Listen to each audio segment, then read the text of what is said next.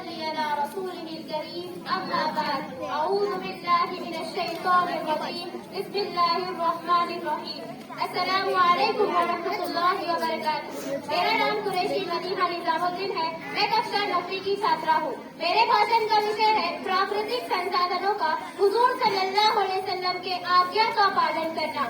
آشا ہے کہ آپ دھیان پوروک شرون کریں گے۔ ایک سمے کی بات ہے جب ایک راتری گھنا اندھکار چھایا تھا، چاند تک تارے نکلے تھے۔ اس وقت دائی حلیمہ نے ایک ادبھت دೃಶ್ಯ دیکھا کہ حضور صلی اللہ علیہ وسلم پالنے میں لیٹے تھے اور ان کا ہاتھ جس طرف اٹھتا چاند بھی ادھر ہی پھرتا۔ چاند جھک جاتا جدھر انگلی اٹھاتے مہد میں، چاند جھک جاتا جدھر انگلی اٹھاتے مہد میں، کیا ہی چلتا تھا اشاروں پر کھلونا نور کا۔ سچ ہی کہا ہے مٹی کو کھلونے بھی مٹی کے ہی ملتے ہیں اور نور کو اللہ تعالیٰ نے کھلونا بھی نور کا ہی دیا۔ جب آپ صلی اللہ علیہ وسلم کی آیو 12 वर्ष کی تھی تو اس وقت آپ صلی اللہ علیہ وسلم کے چاچا ابو طالب کو گیات ہوا کہ ایک کارواں ویاپار کے ہیتو شام دیش جا رہا ہے۔ ابو طالب بھی تیار ہو گئے تو آپ صلی اللہ علیہ وسلم نے بھی اپنے چاچا سے کہا کہ وہ بھی ان کے ساتھ چلیں گے۔ ابو طالب آپ صلی اللہ علیہ وسلم کو لے کر چل پڑے۔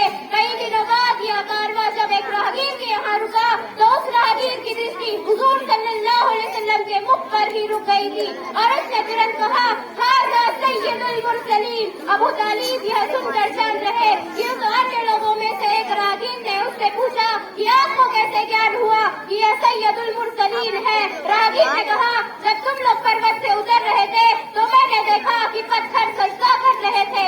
حضرت علی رضی اللہ تعالیٰ عنہ کہتے ہیں کہ ایک سمے میں حضور صلی اللہ علیہ وسلم کے ساتھ مکے میں ایک طرف جا رہا تھا تو میں نے دیکھا کہ ورکش اور پروت بھی سمجھ آئے اور آواز آئی السلام علیکم یا رسول اللہ، اور یہ سور میں سوئے شرون کیا ہے۔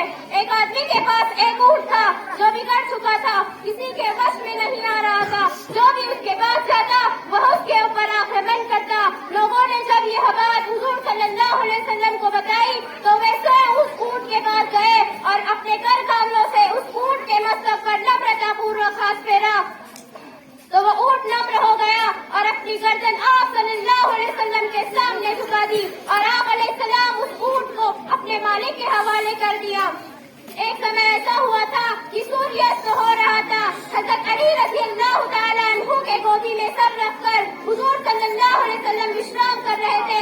حضرت علی رضی اللہ تعالیٰ عنہ کبھی اصل ہو رہے سوریہ کو دیکھتے تو کبھی حضور صلی اللہ علیہ وسلم کے پوتر مکھ کو، کبھی وچار آتا کہ حضور صلی اللہ علیہ وسلم کو نگرہ سے دبا کر نماز کا بٹن کروں تو پھر وچار آتا کہ اس سے حضور صلی اللہ علیہ وسلم کی نگرہ میں وعدہ ہوگی۔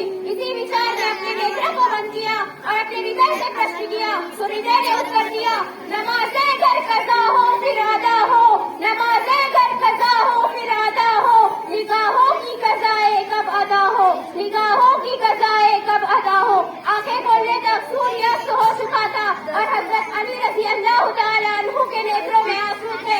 حضور صلی اللہ علیہ وسلم جب نگرہ سے جاگے تو دیکھا کہ حضرت علی رو رہے ہیں۔ حضور صلی اللہ علیہ وسلم نے پرشن کیا تو حضرت علی رضی اللہ تعالیٰ عنہ نے کہا کہ میری اثر کی نماز قضا ہو گئی۔ اسی وچار میں حضور صلی اللہ علیہ وسلم کیول اپنے من میں وچار ہی کیا تھا کہ اصل ہوا سوریہ پھر سے ادے ہو گیا۔ اسی پرکار سوریہ، چندر، پشو، پکشی، پروت آدی سبھی پراکرتک سنسادھن حضور صلی اللہ علیہ وسلم کے آگیا کا پالن کرتے ہیں۔ کتنا بلند میرے نبی کا مقام ہے، سارا زمانہ پڑھتا درود و سلام ہے۔ کتنا بلند میرے نبی کا مقام ہے، سارا زمانہ پڑھتا درود و سلام ہے۔ اے کاش میری قبر میں فرشتے یہ کہہ دے، اے کاش میری قبر میں فرشتے یہ کہہ دے سونے دو اسے، یہ میرے نبی کا غلام ہے، یہ میرے نبی کا غلام ہے۔ دھنیہ واد۔